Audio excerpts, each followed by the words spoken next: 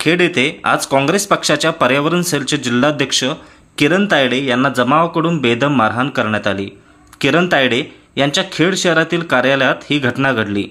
पाथरजाई मंदिराजवळ असलेल्या त्यांच्या कार्यालयात आज दुपारी किरण तायडे यांना रंगेहात पकडले असल्याची चर्चा आज सर्वत्र सुरू आहे। याबाबत त्यांच्या कुटुंबियांना बोलावून त्यांच्या समोरच किरण तायडे यांनी केलेल्या कृत्याचा पाढा देखील वाचण्यात आला। खेड शहरात ह्युमन राईट्सचे काम करत असतानाच विविध सामाजिक उपक्रम हाताळणारे किरण तायडे यांच्याबद्दल समाजात खूप चांगले वातावरण होते, परंतु आज दुपारी अशी काहीतरी घटना घडली की ज्यामुळे किरण तायडे यांची आता बदनामी झाली आहे। किरण तायडे यांना त्यांच्या कार्यालयातून खेड पोलीस स्थानकात नेत असताना अनेक लोकांनी त्यांना बेदम मारहाण केली।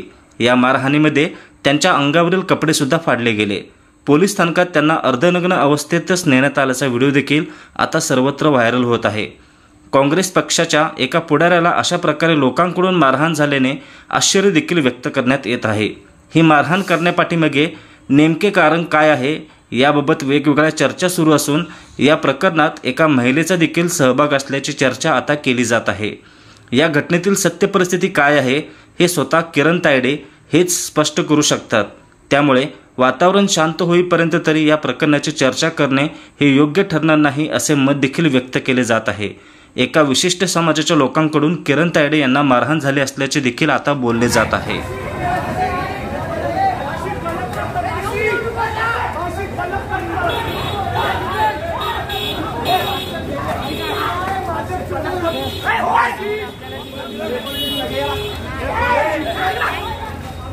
Hey,